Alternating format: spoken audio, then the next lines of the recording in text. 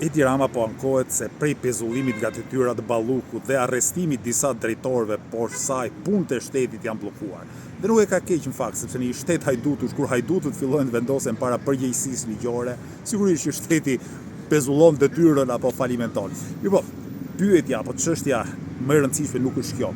Çështja më e rëndësishme është fakti që Edi Rama ka gjithë kohën në dispozicion që ta shkarkoj Belinda Ballukun, ta zëvendësoj me një ministër tjetër mundësisht jo hajdut, megjithëse kjo është pothuajse e pamundur për të ndodhur, dhe kësaj të zhbllokoj zinxhirin e komandës në Ministrinë e Infrastrukturës.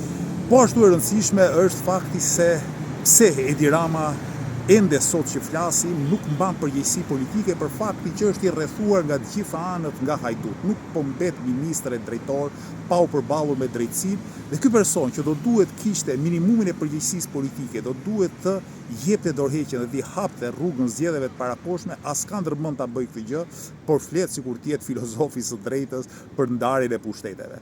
Përgjegjësia individuale sigurisht është atëherë kur jemi përpara një krimi apo një vepre penale, por kur është puna tek politika, përgjegjësia nuk mund të jetë vetëm individuale. Përgjegjësia është edhe politike. Kështu që kur të gjithë shokët e shoqjet i ke hajdut me dam tashmë, duhet të mbash përgjegjësi edhe ti.